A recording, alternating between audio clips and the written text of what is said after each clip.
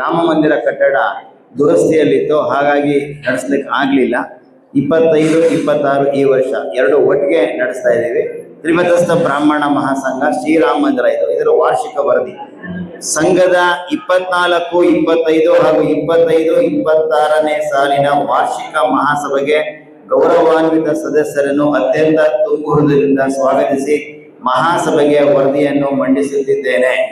ಸಂಘವು 1979ನೇ ಸಾಲಿನಲ್ಲಿ ನೋಂದಾವಣೆಯಾಗಿದ್ದು, ಸಂಘದಲ್ಲಿ ದಿನಾಂಕ 31/3/2026ಕ್ಕೆ 524 ಜನ ಆಜೀವ ಸದಸ್ಯರಾಗಿರುತ್ತಾರೆ. ಸದಸ್ಯತ್ವದ ಹಣವನ್ನು ಧನ ಸಹಾಯ ಶಾಖೆಯಲ್ಲಿ ತೊಡಗಿಸಲಾಗುತ್ತಿತ್ತು. ಹೊಸದಾಗಿ ಸದಸ್ಯತ್ವ ಬಯಸುವವರು ಸದಸ್ಯತ್ವದ ಚಂದ 525 ರೂಗಳನ್ನು ವಿತ್ ರೆಫರೆನ್ಸ್ ನೊಂದಿಗೆ ಬರಬೇಕು, ನೊಂದಿಗೆ ಸದಸ್ಯರಾಗಬಹುದಾಗಿದೆ. ಸಂಘವು ಸ್ವಂತ ಕಟ್ಟಡವನ್ನು ಹೊಂದಿದ್ದು ಶ್ರೀರಾಮ ಮಂದಿರ ಹಾಗೂ ಬ್ರಹ್ಮಪುರಿ ಭವನ ಎಂದು ಅಸ್ತಿತ್ವದಲ್ಲಿದೆ. ಈ ಎರಡೂ ಕಟ್ಟಡಗಳು ಕಾರ್ಯನಿರ್ವಹಿಸುತ್ತಿದೆ. ಈ ಎರಡೂ ಕಟ್ಟಡಗಳ ನಿವೇಶನವು ನಮಗೆ ದಾನದ ರೂಪದಲ್ಲಿ ಸಂಘಕ್ಕೆ ಒದಗಿ ಬಂದಿದೆ. ಅಂದ್ರೆ ಇದು ಬ್ರಹ್ಮಪುರಿ ಭವನ ಹಾಗೂ ಶ್ರೀರಾಮ ಮಂದಿರ ಇವೆರಡು ಯಾವುದು ಪರ್ಚೇಸ್ ಮಾಡಿದ್ದಲ್ಲ, ಮಹಾದಾನಿಗಳಿಂದ ಬಂದಿರೋದು. ಮೊದಲನೇದಾಗಿ ಶ್ರೀರಾಮ ಮಂದಿರ ನಿವೇಶನ ಸಿಕ್ತು, ನಂತರ ಬ್ರಹ್ಮಪುರಿ ಇದನ್ನ ನಮ್ಮ ಡಾಕ್ಟರ್ ಟಿ.ವಿ. ವೆಂಕಟಾಚಲ ಶಾಸ್ತ್ರಿಗಳ ಕುಟುಂಬದವರು ಬ್ರಹ್ಮಪುರಿ ಭವನದ ನಿವೇಶನವನ್ನ ನೀಡಿದ್ದಾರೆ. ಇಬ್ಬರು ಮಹನೀಯರಿಂದ ಈ ನಿವೇಶನವನ್ನು ನಮಗೆ ದಾನ ನೀಡಿದ್ದಾರೆ. ಮುಂದೆ ಕಟ್ಟಡಗಳು ನಮ್ಮ ಸಂಘದ ಸದಸ್ಯರಿಂದ ದೇಣಿಗೆಗಳನ್ನು ಪಡೆದು ನಿರ್ಮಿತವಾಗಿರುತ್ತದೆ. ಶ್ರೀರಾಮ ಮಂದಿರವನ್ನು ಛತ್ರದ ರೂಪದಲ್ಲಿ ಬಾಡಿಗೆ ನೀಡಲಾಗುತ್ತಿದ್ದು, ನಮ್ಮ ಸದಸ್ಯರಿಗೆ ರಿಯಾಯಿತಿ ದರದಲ್ಲಿ ನೀಡುತ್ತಿದ್ದೇವೆ. ಬೇರೆಯವರಿಗೆ ರಿಯಾಯಿತಿ ನೀಡದೆ ಸ್ವಲ್ಪ ಮಟ್ಟದ ಆದಾಯ ಬರುವಂತೆ ನೀಡಲಾಗುತ್ತಿದೆ.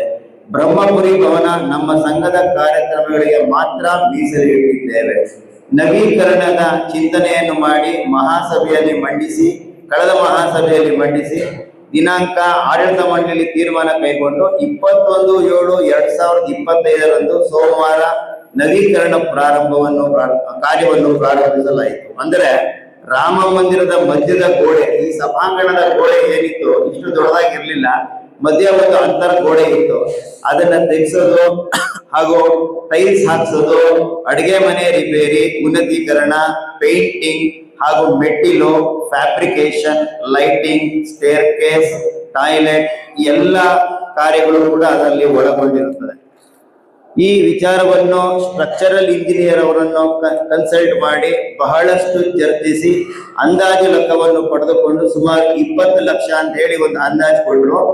ಈ ಕಾರ್ಯಕ್ಕೆ ಸಂಘದಲ್ಲಿರುವ ಪುದುವಟ್ಟು ಹಾಗೂ ಷೇರು ಬಂಡವಾಳವನ್ನು ಉಪಯೋಗಿಸದೆ ದಾನಿಗಳಿಂದ ಪಡೆದು ನವೀಕರಣ ಮಾಡುವುದೆಂದು ತೀರ್ಮಾನಿಸಲಾಗಿ ದಾನಿಗಳನ್ನು ಸಂಪರ್ಕಿಸುವ ಕಾರ್ಯವನ್ನು ಮಾಡಲಾಯಿತು. ನಮ್ಮ ಆಡಳಿತ ಮಂಡಳಿಯ ಕರೆಗೆ ಸ್ಪಂದಿಸಿ 31/3/2026ಕ್ಕೆ ನಾನು 31 ಮಾರ್ಚ್ ಹೊತ್ತಿಗೆ ನಮಗೆ 16 ಲಕ್ಷ ರು ದೇಣಿಗೆಯ ರೂಪದಲ್ಲಿ ಬಂತು. ಹಾಗೆ ಇನ್ನೂ ಇದೆ, 31/3 ಮಾತ್ರ 16 ಲಕ್ಷ ಬಂತು, ಇನ್ನೂ ಕೊಟ್ಟಿದ್ದಾರೆ. ನವೀಕರಣದ ಹಂತಗಳನ್ನು ನಾವು ವಾಟ್ಸಪ್ ನಲ್ಲಿ ಅಪ್ಡೇಟ್ ಮಾಡಲಾಗಿ ದಾನಿಗಳು ಸ್ವಯಂ ಪ್ರೇರಣೆಯಿಂದಲೂ ನೀಡಿದ್ದಾರೆ. ಇಲ್ಲಿಯವರೆಗೂ ಸುಮಾರು 60 ಜನರಿಂದ 16 ಲಕ್ಷ ರು ಸಂಗ್ರಹವಾಗಿತ್ತು. ಕ್ಯಾಪಿಟಲ್ ಅಂಡ್ ರೆವಿನ್ಯೂ ಎಕ್ಸ್ಪೆಂಡಿಚರ್ ಮಾಡಿದೆ 31/3 ಮಾತ್ರ ಮಾತಾಡ್ತಿದ್ದೀನಿ. ಕ್ಯಾಪಿಟಲ್ ಎಕ್ಸ್ಪೆಂಡಿಚರ್, ರೆವಿನ್ಯೂ ಎಕ್ಸ್ಪೆಂಡಿಚರ್ ಎರಡೂ ಮಾಡಲಿಲ್ಲ. ಅಂದ್ರೆ ಈ ಏನು ನವೀಕರಣ ಕೆಲಸ ಇದೆ ಇದು ಸಂಪೂರ್ಣ ಹೊರಗಡೆಯಿಂದ ದಾನಿಗಳಿಂದ ಇದರಿಂದ ಈ ನವೀಕರಣ ಕಾರ್ಯವನ್ನು ಮುಗಿಸಿದ್ದೀವಿ. ಈ ಕಾರ್ಯ ಸುಗಮವಾಗಿ ನೆರವೇರಿದೆ. ಇದರಲ್ಲಿ ಆಡಳಿತ ಮಂಡಳಿ ಇದಕ್ಕೆ ಆಭಾರಿಯಾಗಿರುತ್ತದೆ. ನವೀಕರಣಗೊಂಡ ಈ ಛತ್ರಕ್ಕೆ ಬಾಡಿಗೆ ಹೆಚ್ಚಿಗೆ ಮಾಡಲಾಗಿದ್ದು ಉತ್ತಮ ಆದಾಯ ಬರಲಿದೆ ಎಂದು ನಿರೀಕ್ಷಿಸಲಾಗಿದೆ. ಇದಲ್ಲದೆ ನಮ್ಮ ಸಂಘದ ಕಾರ್ಯಕ್ರಮಗಳು ಕೂಡ ಧಾರ್ಮಿಕ ಹಾಗೂ ಸಾಮಾಜಿಕ ಕಾರ್ಯಕ್ರಮಗಳು ಕೂಡ ಯಶಸ್ವಿಯಾಗಿ ನಡೆಯುತ್ತಿದೆ. ಸಂಘದಲ್ಲಿ ಕಲ್ಲಹಳ್ಳಿ, ಮಳ್ಗಾಳು, ರಂಗನಾಥ ಸ್ವಾಮಿ ರಥೋತ್ಸವಗಳು, ರಾಮನವಮಿ, ಮಹಾಶಿವರಾತ್ರಿ, ಸಂಕ್ರಾಂತಿ ಸಂಭ್ರಮ, ಮುದುವಾಣಿ ದತ್ತ ಜಯಂತಿ, ಶಂಕರ ಜಯಂತಿ, ರಾಮಾನುಜಾಚಾರ್ಯರ ಜಯಂತಿ, ನರಸಿಂಹ ಜಯಂತಿ, ನವರಾತ್ರಿ, ದೀಪ ನಮಸ್ಕಾರ, ಶನಿವಾರದ ಭಜನೆಗಳು, ಉಚಿತ ಚಿಕಿತ್ಸಾ ಶಿಬಿರಗಳು, ಕನ್ನಡ ರಾಜ್ಯೋತ್ಸವ, ಮಕ್ಕಳ ದಿನಾಚರಣೆ ಹಾಗೂ ಸಾಂಸ್ಕೃತಿಕ ಕಾರ್ಯಕ್ರಮಗಳು 2 ವರ್ಷಗಳಿಂದ ಸೀತಾರಾಮ ಕಲ್ಯಾಣವು ಎಲ್ಲವೂ ವಿಜೃಂಭಣೆಯಿಂದ ನಡೆಯುತ್ತಿದೆ. ಹಲವಾರು ಕಾರ್ಯಕ್ರಮಗಳಿಗೆ ನಮ್ಮ ಸದಸ್ಯರುಗಳೇ ಪ್ರಾಯೋಜನ ಮಾಡುತ್ತಿದ್ದು ಸಂಘದ ಮೂಲಧನ ಹಾಗೆಯೇ ಇರುತ್ತದೆ. ಮಹಿಳಾ ಮಂಡಳಿಯ ಸದಸ್ಯರು, ನಿರ್ದೇಶಕರು ಎಲ್ಲ ಪೂಜೆ ಪುನಸ್ಕಾರಗಳನ್ನು ಅಚ್ಚುಕಟ್ಟಾಗಿ ನೆರವೇರಿಸುತ್ತಿದ್ದಾರೆ. ಸಂಘದಲ್ಲಿ ಈ ಸಂಘದಲ್ಲಿ ಇದ್ರ ಜೊತೆಗೆ ಈ ಕಾರ್ಯಕ್ರಮದ ಜೊತೆಗೆ ನಾವು ಸಂಘದ ವತಿಯಿಂದ ನಮ್ಮ ಸಂಘದ ಸದಸ್ಯರು ಕನಕಪುರದಲ್ಲಿ ಮೃತರಾದರೆ ಅವರ ಮೊದಲನೇ ದಿನದ ಖರ್ಚನ್ನು ಸಹ ಸಂಘನೇ ವಹಿಸಿಕೊಂಡು ಮಾಡುತ್ತೆ. ಶ್ರೀರಾಮ ಮಂದಿರವು ಇಂದು ಸುಸಜ್ಜಿತವಾದ ಕಟ್ಟಡವಾಗಿದ್ದು ಶುಭ ಸಮಾರಂಭಗಳಿಗೆ ಬೇಡಿಕೆ ಹೆಚ್ಚಾಗುತ್ತಿದ್ದು ನಮಗೆ ಆದಾಯದ ಮೂಲವಾಗಿದೆ. ಪ್ರತಿಭಾ ಪುರಸ್ಕಾರ ಕೂಡ ಸಂಘದ ವತಿಯಿಂದ ನಡೆಯುತ್ತಿದೆ. ಇದರಲ್ಲಿ 2 ಭಾಗ ಇದೆ. ನಿಮಗೆ ಗೊತ್ತು, ಶ್ರೀರಾಮ ಮಂದಿರ ತ್ರಿಮತಸ್ಥ ಬ್ರಾಹ್ಮಣ ಸಂಘ ಒಂದು, ಅದ್ರ ಜೊತೆಗೆ ಧನ ಸಹಾಯ ಶಾಖೆ ಅಂತ ಇದೆ. ಆದ್ರೆ ಪ್ರತಿಭಾ ಪುರಸ್ಕಾರವನ್ನ ನಾವು ಸಂಘದ ವತಿಯಿಂದ ನಡೆಸ್ತಾ ಇದ್ದೀವಿ. ಪ್ರತಿಭಾ ಪುರಸ್ಕಾರಕ್ಕೆ ದಾನಿಗಳು ಕೂಡ ಇದ್ದಾರೆ. ಅಕಸ್ಮಾತ್ ಏನಾದ್ರೂ ಶಾರ್ಟೇಜ್ ಬಂದ್ರೆ ಉಳಿದ ಹಣವನ್ನ ಸಂಘ ಭರಿಸುತ್ತೆ. SSLC, PUC, degree, master degree ಕೋರ್ಸ್ಗಳಲ್ಲಿ ಹಾಗೂ ಕ್ರೀಡೆ, ಸಂಗೀತ, ಕರಾಟೆ ಇಂತಹ ಕ್ಷೇತ್ರಗಳಲ್ಲಿ ಸಾಧನೆ ಮಾಡಿರುವವರ ಹೆಸರು, ಸೊ ಇವ್ರಿಗೂ ಕೂಡ ನಾವು ಸಂಘದ ವತಿಯಿಂದ ಪುರಸ್ಕಾರ ಕೊಡಲಾಗ್ತಿದೆ. ಇದಲ್ಲದೆ ಸಂಘದ ಸಹಯೋಗದಲ್ಲಿ ಪ್ರವಾಸ ಕಾರ್ಯಕ್ರಮಗಳು ಸಹ ಹಮ್ಮಿಕೊಂಡು ಸಂಪನ್ನಗೊಳಿಸಲಾಗಿದೆ. ಕಳೆದ 2 ವರ್ಷಗಳ ಆದಾಯ ಖರ್ಚಿನಲ್ಲಿ 24-25ನೇ ಸಾಲಿನಲ್ಲಿ ರಾಮ ಮಂದಿರ ಪ್ಲಸ್ ಅಂಗಡಿ ಬಾಡಿಗೆ ಅದೇನ್ ಬಂತು ಅಂತಂದ್ರೆ 6,45,000 ಆಗಿದ್ದು ಖರ್ಚು ಎಲ್ಲ ಹೋಗಿ 1,95,000. ಇದನ್ನ ನಾನು ವರದಿನಲ್ಲಿ ನಮ್ಮ ಲೆಕ್ಕ ಪರಿಶೋಧಕರಾದ ಶ್ರೀ ಚಿದಾನಂದ ಅವರ ವರದಿಯನ್ನು ಓದಿದ್ದೇನೆ. ಆಮೇಲೆ 1,95,000 ಜಮಾ ಮಾಡಿರ್ತೇನೆ. 25-26ರಲ್ಲಿ 5,37,500 ವ್ಯವಹಾರ ನಡೆದಿದೆ. ಇದರಲ್ಲಿ 3,92,000 ಖರ್ಚಾಗಿ 1,45,000 ಆದಾಯ ಬಂದಿರುತ್ತೆ. ಕಾರಣ ಅಂದ್ರೆ 4 ತಿಂಗಳು ಇದನ್ನ ರಿಪೇರಿ ಅಂತ ಹೇಳಿ ಸಂಘನ ರಾಮ ಮಂದಿರ ಕ್ಲೋಸ್ ಮಾಡಿದ್ರು. ಹಾಗಾಗಿ ಸೊ ರಾಮ ಮಂದಿರ ದುರಸ್ತಿ ಕಾರ್ಯ ನಡೆದಿದ್ದರಿಂದ ಯಾವುದೇ ಕಾರ್ಯಕ್ರಮಗಳು ನಡೆಯಲಿಲ್ಲ. ಈ ವರ್ಷ ಅಂದ್ರೆ 26-27ನೇ ಸಾಲಿಗೆ ಹೆಚ್ಚು ನಿರೀಕ್ಷೆಯನ್ನ ಇಟ್ಕೊಂಡಿದ್ದೇವೆ. ಇಲ್ಲಿ ಈ ರಾಮ ಮಂದಿರಕ್ಕೆ ಅಂದಾಜು 20 ಲಕ್ಷ ಅಂತ ಬಜೆಟ್ ಕೊಟ್ರು. ಸ್ಟ್ರಕ್ಚರಲ್ ಇಂಜಿನಿಯರು 20 ಲಕ್ಷ ಅಂತ ಕೊಟ್ರು ನವೀಕರಣದ ಖರ್ಚು. ಆಮೇಲೆ ಆ ಅಂತರ್ಗೋಡೆ ತೆಗೆಯುವಾಗ ಬಹಳಷ್ಟು ಭಯಾನೇ ಇತ್ತು, ಏನಾಗುತ್ತೋ ಹಳೆ ಕಟ್ಟಡ ಅಂತ ತುಂಬಾ ಜನದ್ದು ಪರವಾಗೂ ಇತ್ತು, ವಿರೋಧವಾಗೂ ಇತ್ತು. ಆದ್ರೂ ನಮ್ಮ ಸಂಘದ ಆಡಳಿತ ಮಂಡಳಿ ಅಧ್ಯಕ್ಷರಾದಂತಹ ಶ್ರೀ ಶಿವಕುಮಾರ್ ಅವರು ಸ್ಟ್ರಕ್ಚರಲ್ ಇಂಜಿನಿಯರ್ ಕರ್ಕೊಂಡು ಬಂದ್ರು. ಅವರು ಬಹಳಷ್ಟು ದಿನ ಪರಿಶೀಲನೆ ಮಾಡಿ ಕೊನೆಗೆ ಇಲ್ಲ ಮಾಡಬಹುದು ಅಂತ ಹೇಳಿ ಒಂದು ಅಭಿಪ್ರಾಯವನ್ನ ಕೊಟ್ರು. ಅದಾದ ನಂತರ ಆ ಧೈರ್ಯ ಮಾಡಿ ಈ ಸಾಹಸಕ್ಕೆ ಆಡಳಿತ ಮಂಡಳಿ ಇಳಿದ್ಬಿಡ್ತು. ದೇವರ ಕೃಪೆ ಹಾಗೂ ಆಡಳಿತ ಮಂಡಳಿಯ ಸಂಪರ್ಕದ ಶ್ರಮದಿಂದ ದಾನಿಗಳು ಕೊಡುಗೈ ದಾನಿಗಳಾದರು. ಅಷ್ಟು ಹಣವನ್ನು ದೇಣಿಗೆಯ ರೂಪದಲ್ಲಿ ನೀಡಿ ನಮಗೆ ಕಾಲಕ್ಕೆ ಧೈರ್ಯ ತುಂಬಿದ್ರು. ಸಂಘವು ಅವರಿಗೆ ಸದಾ ಚಿರಋಣಿಯಾಗಿರುತ್ತದೆ. ಎಲ್ಲ 20 ಲಕ್ಷ ರೂಪಾಯಿ ಕೂಡ 20 ಲಕ್ಷ ರೂಪಾಯಿ ನಾನು ಆಗ್ಲೇ ಓದಿದ 14,31,3,2026ಕ್ಕೆ ನಂತರನೂ ದೇಣಿಗೆ ಬಂದಿದೆ. ಸೊ ಎಲ್ಲ ಕೂಡಿದ್ರೆ 20 ಲಕ್ಷ ರೂಪಾಯಿ ನಮ್ದು ಏನಿದೆ ಕ್ಯಾಪಿಟಲ್, ಸಂಘದ ಮೂಲಧನ ಮುಟ್ಲೇ ಇಲ್ಲ, ಕ್ಯಾಪಿಟಲ್ಲು ಮುಟ್ಲಿಲ್ಲ, ರೆವಿನ್ಯೂ ಸಂಘದಲ್ಲಿ ಬರೋ ರೆವಿನ್ಯೂ ಕೂಡ ಮುಟ್ಲಿಲ್ಲ. ಎರಡೂ ಮುಟ್ಟದೆ ನಾವು ಈ ಕಾರ್ಯವನ್ನ ಯಶಸ್ವಿಯಾಗಿ ಪೂರೈಸಿದ್ದೇವೆ. ಇಲ್ಲಿವರೆಗೂ ಏನಾಗಿದೆ ಖರ್ಚು ದಾನಿಗಳ ರೂಪದ ಬಂದಿದೆ ಸರಿ ಸಮಾನವಾಗಿದೆ. ಇದು ಅತ್ಯಂತ ಸಂತೋಷವಾಗಿದೆ. ಇಲ್ಲಿ ಬಂದು ಕಾರ್ಯಕ್ರಮಗಳನ್ನ ಮಾಡಿದವರು ಇಲ್ಲಿ ಒಳ್ಳೆ ವೈಬ್ಸ್ ಇದೆ ಅಂತ ಕೂಡ ಹೇಳಿ ಹೋಗಿದ್ದಾರೆ.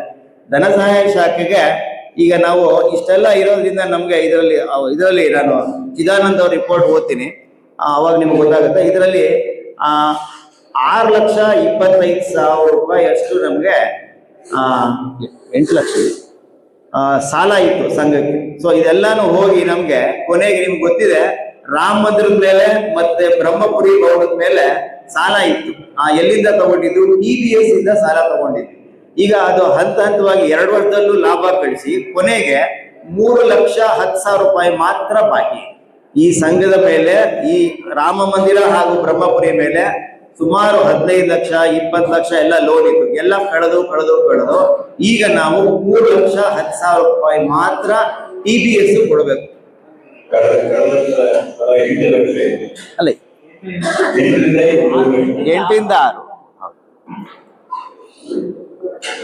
ಸೊ ಇಷ್ಟು ತೀರಿಸಿದ್ರೆ ರಾಮ ಮಂದಿರ ಹಾಗೂ ಬ್ರಹ್ಮಪುರಿ ಸಾಲದಿಂದ ಮುಕ್ತಿಯಾಗಲಿದೆ.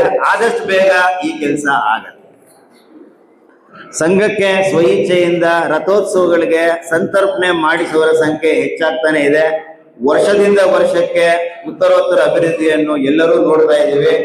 ಆಮೇಲೆ ನಮ್ಮ ಲೆಕ್ಕ ಪರಿಶೋಧಕರು ಶ್ರೀ ಚಿದಾನಂದರವರು ನಮ್ಮ ರಾಮ ಮಂದಿರದ ರಿಸಿಪ್ಟ್ ಅಂಡ್ ಪೇಮೆಂಟ್ ಹಾಗೂ ಅಸೆಟ್ ಅಂಡ್ ಲಯಬಿಲಿಟೀಸ್ ಎಲ್ಲಾನು ಕರೆಕ್ಟ್ ಆಗಿ ತಾಳೆ ನೋಡಿ ಚೆಕ್ ಮಾಡಿ ಎಲ್ಲವನ್ನು ಸಂಘ ಸದೃಢವಾಗಿದೆ ಅಂತ ಹೇಳಿ ಅವರು ಪ್ರಶಂಸೆಯನ್ನ ಮಾಡಿದ್ದಾರೆ. ನಿಮ್ಮಗಳ ಬಲ ಹೆಚ್ಚಿದಷ್ಟು ಸಂಘದ ಬಲ ಹೆಚ್ಚುತ್ತೆ. ನಿರಂತರವಾಗಿ ಅಭಿವೃದ್ಧಿ ಹೊಂದಲೆಂದು ಆಶಿಸುತ್ತಾ ಹಿಂದಿನ ಆಡಳಿತ ಮಂಡಳಿಯ ಸದಸ್ಯರನ್ನು ಸ್ಮರಿಸುತ್ತಾ ಅವರ ಕೊಡುಗೆಗಳನ್ನು ಮೆಲುಕು ಹಾಕುತ್ತಾ ನಿಮ್ಮೆಲ್ಲರಿಗೂ ವಂದಿಸುತ್ತಾ ನನ್ನ ಈ ವರದಿಯನ್ನು ಮುಕ್ತಾಯಗೊಳಿಸುತ್ತಿದ್ದೇನೆ. ಜೈ ಶ್ರೀರಾಮ್. ಅಂತ ಪ್ರಾರಂಭವಾಯಿತು. ನಮ್ಮ ವಿಪ್ರ ಬಾಂಧವರಿಗೆ ಅನುಕೂಲ ಆಗಲಿ ಅಂತ 1983ರಲ್ಲಿ ಪ್ರಾರಂಭ ಆಯ್ತಿದ್ದು. ಇದರಲ್ಲಿ 2 ವರ್ಷದ್ದು ಧನ ಸಹಾಯ ಶಾಖೆ ವರದಿಯನ್ನ ಓದ್ತಾ ಇದ್ದೇನೆ. ವಾರ್ಷಿಕ 24, 25 ಹಾಗೂ 25-26ನೇ ಸಾಲಿನ ವಾರ್ಷಿಕ ವರದಿ. ಸಂಘದ 24, 25, 25 ಸಾಲಿನ ವಾರ್ಷಿಕ ಮಹಾಸಭೆಗೆ ಆಗಮಿಸಿರುವ ಗೌರವಾನ್ವಿತ ಸದಸ್ಯರಿಗೆ ಸ್ವಾಗತವನ್ನು ಕೋರುತ್ತಾ 2 ಸಾಲಿನ ವಾರ್ಷಿಕ ವರದಿಯನ್ನು ತಮ್ಮ ಮುಂದೆ ಮಂಡಿಸುತ್ತಿದ್ದೇನೆ. ಧನ ಸಹಾಯ ಶಾಖೆ ಪ್ರಾರಂಭವಾಗಿದ್ದು 1983. 43ನೇ ವಸಂತಕ್ಕೆ ಕಾಲಿಟ್ಟಿದೆ. ಪಂಚವಾರ್ಷಿಕ ಪೌಳಿಗಳ ಲೆಕ್ಕದಲ್ಲಿ ಕಾರ್ಯನಿರ್ವಹಿಸುತ್ತಿದ್ದು ಈಗ 9ನೇ ಪೌಳಿ ನಡೆಯುತ್ತದೆ. ಕಳೆದ 2 ಸಾಲಿನಲ್ಲಿ ಸಾಲದ ವ್ಯವಹಾರ ನಡೆಸುತ್ತಿಲ್ಲವಾದ್ದರಿಂದ ಯಾವುದೇ ಡಿವಿಡೆಂಡ್ ಅಥವಾ ಬಡ್ಡಿ ನೀಡುವ ಪ್ರಸ್ತಾಪ ಇರುವುದಿಲ್ಲ. ಸಂಘದಲ್ಲಿ ಕಳೆದ ಸಾಲಿನಿಂದ 488 ಜನ ಷೇರ್ದಾರರಾಗಿದ್ದಾರೆ. ಅಂದ್ರೆ ಆಜೀವ ಸದಸ್ಯರು ಜಾಸ್ತಿ ಇದ್ದಾರೆ, ಶೇರ್ ಹೋಲ್ಡರ್ ಸ್ವಲ್ಪ ಕಮ್ಮಿ ಇದ್ದಾರೆ. ಸಂಘವು ಎಲ್ಲ ವಿಪ್ರ ಬಾಂಧವರಿಗೆ ಈವರೆಗೂ ಅನುಕೂಲ ಕಲ್ಪಿಸುತ್ತಾ ಬಂದಿದ್ದು ವಸೂಲಾತಿಯು ಕರೋನಾ ಸಾಂಕ್ರಾಮಿಕ ರೋಗ ಬಂದಾಗಿನಿಂದ ಹಿನ್ನಡೆಯನ್ನು ಅನುಭವಿಸಿತ್ತು. ಸಂಸ್ಥೆಯ ಅಭಿವೃದ್ಧಿ ಕುಂಠಿತವಾಗಿತ್ತು. ಸಂಘದಲ್ಲಿ ಸಾಲದ ಮರುಪಾವತಿಗೆ ಕಾಲಾವಕಾಶ ನೀಡಿ ಬಾಕಿ ವಸೂಲು ಕ್ರಮ ಕೈಗೊಂಡು ಈ ವರ್ಷಕ್ಕೆ ಸಂಪೂರ್ಣಗೊಂಡಿದೆ. ಸಂಘದ ಲೆಕ್ಕದಲ್ಲಿ ಅಂದ್ರೆ PBS ಧನ ಸಹಾಯ ಶಾಖೆಯಲ್ಲಿ ಏನ್ ಸಾಲ ಕೊಟ್ಟಿದ್ದ ಜನಕ್ಕೆ 100% ವಸೂಲಾಗಿದೆ. 31/3/2026ಕ್ಕೆ ನಮ್ಗೆ ಸ್ವಲ್ಪ ಶಿಲ್ಕ ಕಾಣುತ್ತೆ ಬರಬೇಕಾಗಿರೋ ಬಾಕಿ. ಆದ್ರೆ ಈ ಮಹಾಸಭೆಯ ಹೊತ್ತಿಗೆ ಸಂಪೂರ್ಣ ವಸೂಲಾತಿಯಾಗಿದೆ. ಯಾರು ಬಾಕಿದಾರರಾಗಿ ಉಳಿದಿರುವುದಿಲ್ಲ.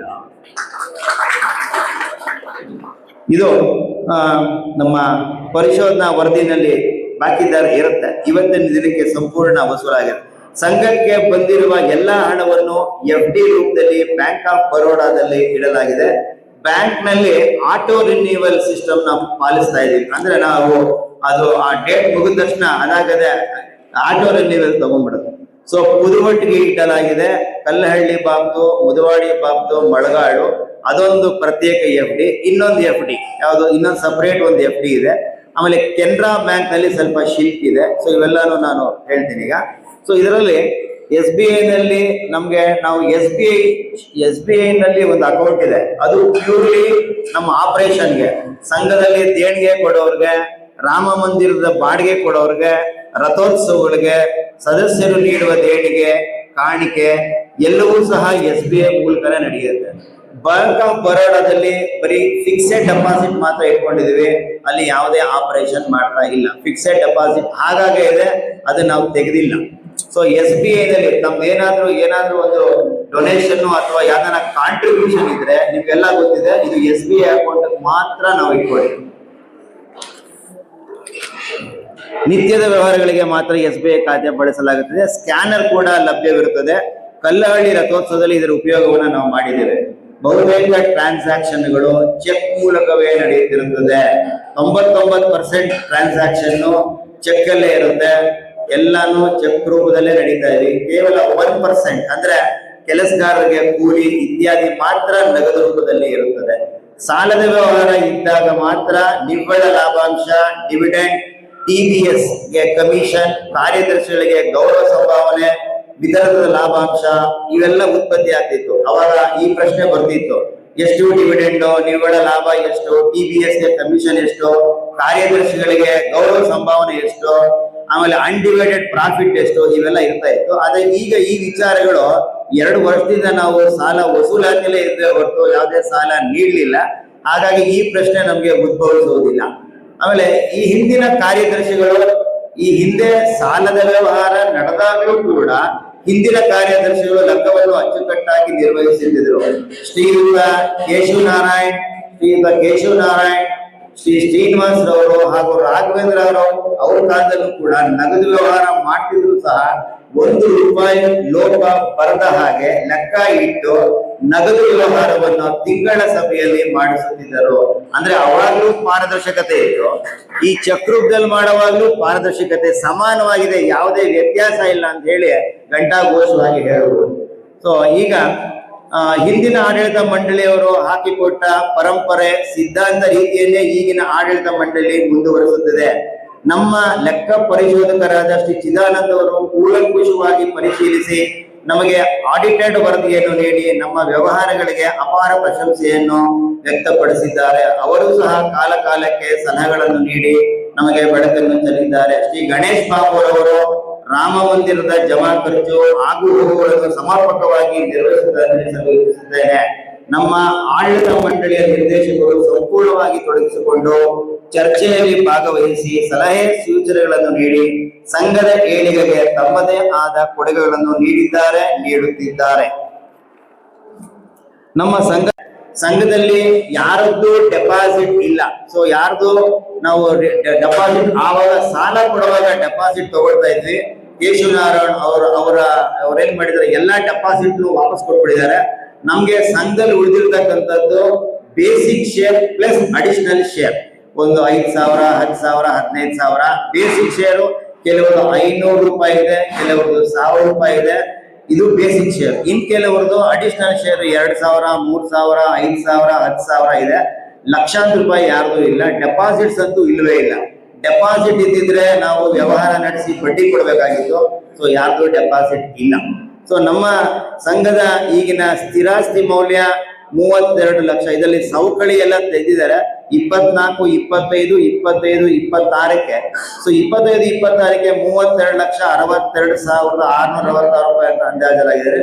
ಇದರಲ್ಲಿ ನಿವೇಶನದ ಮೌಲ್ಯ ಇದು ದಾನದ ರೂಪದಲ್ಲಿ ಬಂದಿರೋದ್ರಿಂದ ನಿವೇಶನಗಳು ಬರೀ ಕಟ್ಟಡದ ಮೌಲ್ಯ ಮಾತ್ರ ಕನ್ಸಿಡರ್ ಮಾಡ್ತಾ ಇದೀವಿ.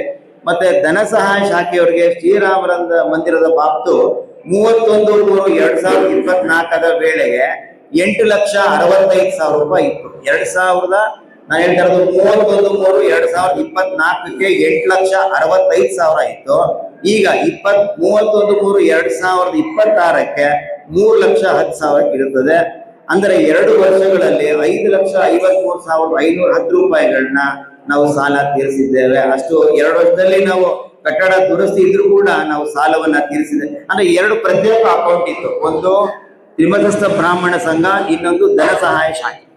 ಹಾಗಾಗಿ ತಮ್ಮ ಗಮನಕ್ಕೆ ಇದು ಇದೆ. ಸಾಲ ವಸೂಲಾತಿ 100% ಆಗಿದೆ ಅಂತ ಡಿಕ್ಲೇರ್ ಮಾಡಿದ್ದೀನಿ.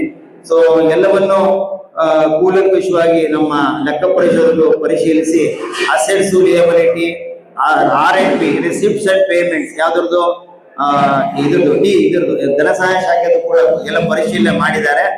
ನಮ್ಮ ಚಿದಾನಂದ ಅವರಿಗೆ ಅನಂತ ವಂದನೆಗಳು. ಸಂಘವನ್ನು ಸುಸ್ಥಿತಿಯಲ್ಲಿಡಲು ಶ್ರಮಿಸುತ್ತಿರುವ ಆಡಳಿತ ಮಂಡಳಿ ಸದಸ್ಯರಿಗೆ, ಅಧ್ಯಕ್ಷರಿಗೆ, ತಮ್ಮೆಲ್ಲರಿಗೂ ಸಹ ಎಲ್ಲ ಸದಸ್ಯರುಗಳು ಸಲಹೆ ಸೂಚನೆ ನೀಡಿ ಸಹಕರಿಸಬೇಕೆಂದು ಈ ಮೂಲಕ ವಿನಂತಿ ಮಾಡಿಕೊಂಡು ನನ್ನ ಈ ಧನ ಸಹಾಯ ಶಾಖೆಯ ವರದಿಯನ್ನು ಮುಕ್ತಾಯ ಮಾಡ್ತಾ ಇದ್ದೇನೆ. ಜೈ ಶ್ರೀರಾಮ್. ಇದರಲ್ಲಿ ಇದು ನಾವು ಅಬ್ಸ್ಟ್ರಾಕ್ಟ್ ಆಗಿ ಮಾಡ್ಕೊಂಡಿರುವಂತ ರಿಪೋರ್ಟ್, ಆದ್ರೆ ಇದು ಆಡಿಟೆಡ್ ವರದಿ ಅಂತ ಬಂದಾಗ ನಾವು ನಮ್ಮ ಚಿದಾನಂದ ಅವರು ಏನ್ ಕೊಟ್ಟಿದ್ದಾರೆ ಅದನ್ನೇ ಮಂಡನೆ ಮಾಡಬೇಕು. ಇಲ್ಲಿ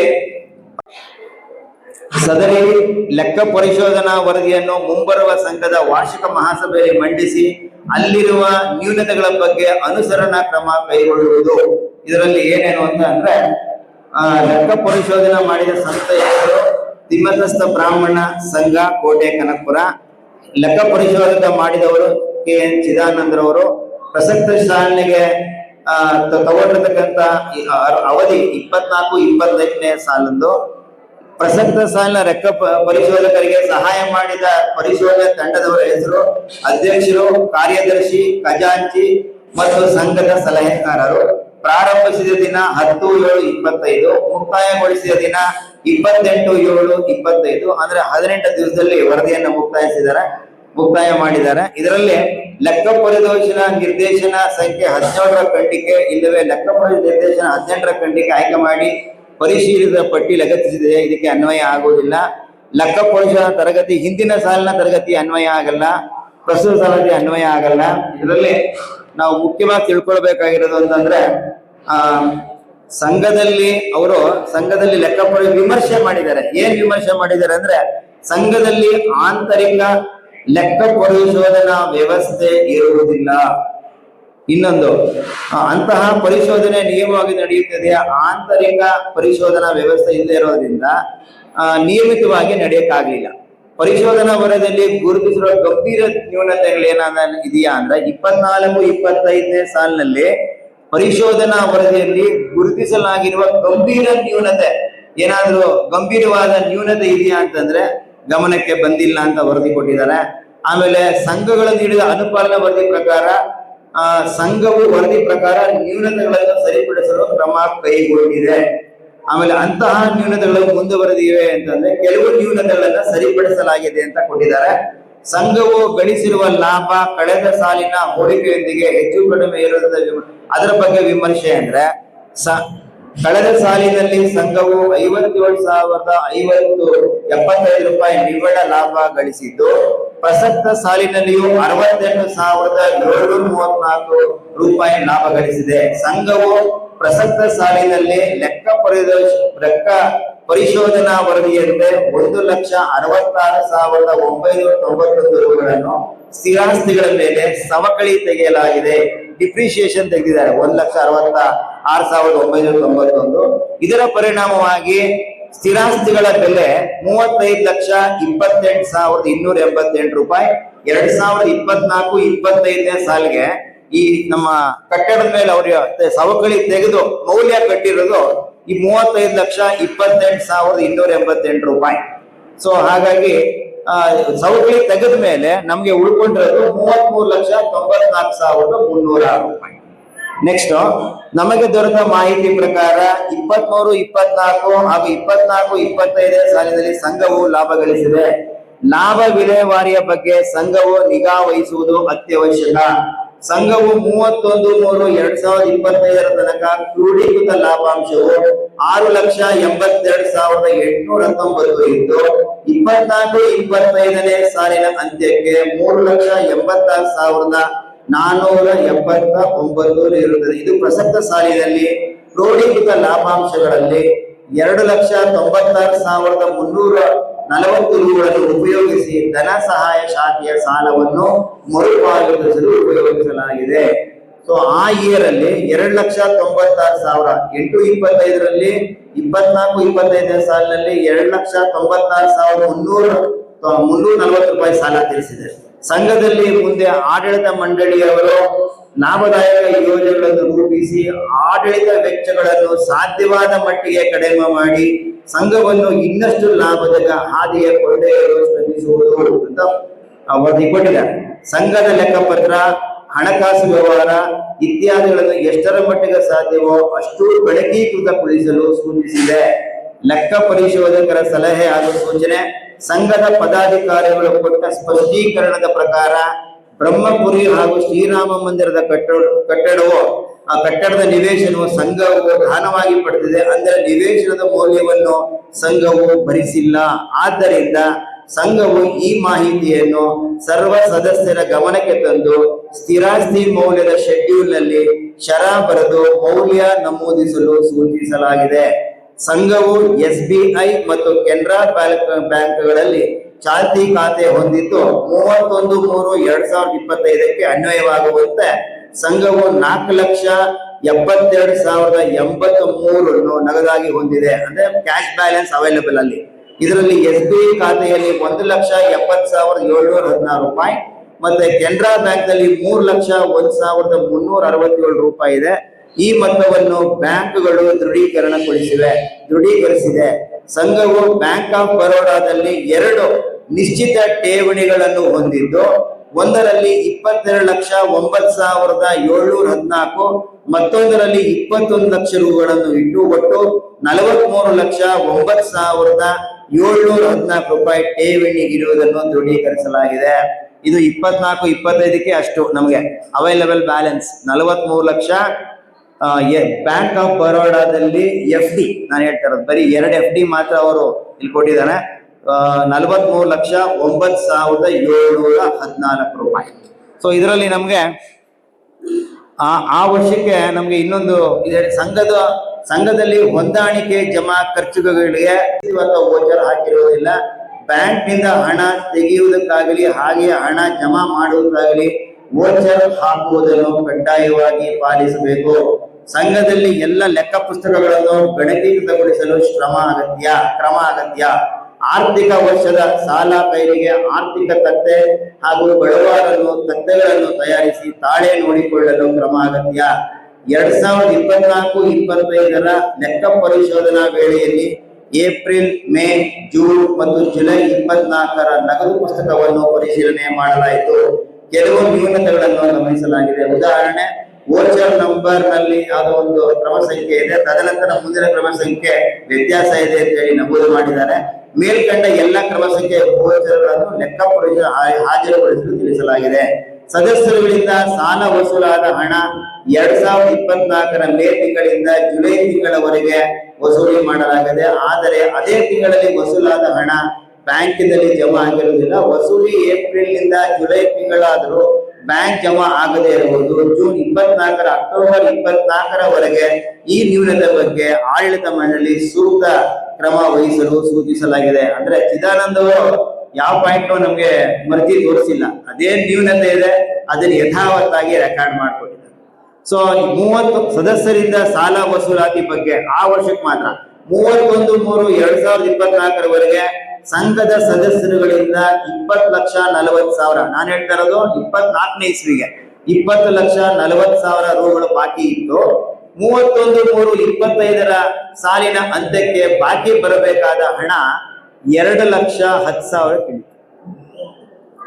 24ನೇ ಇಸ್ವಿನಲ್ಲಿ 20 ಲಕ್ಷ ಇದ್ದಿದ್ದು 25ನೇ ಇಸ್ವಿಗೆ 1 ವರ್ಷದ ಅಂತ್ಯಕ್ಕೆ ಸೊ ಬಾಕಿ ಉಳಿಸ್ಕೊಂಡಿದ್ದು 2,10,000 ರೂಪಾಯಿ. ಸುಮಾರು 3-4 ವರ್ಷಗಳಿಂದ ಬಾಕಿ ಇರುವ ನಿದರ್ಶನಗಳು ಇದೆ. 1/4/24ರಿಂದ 31 ಸಾರಿ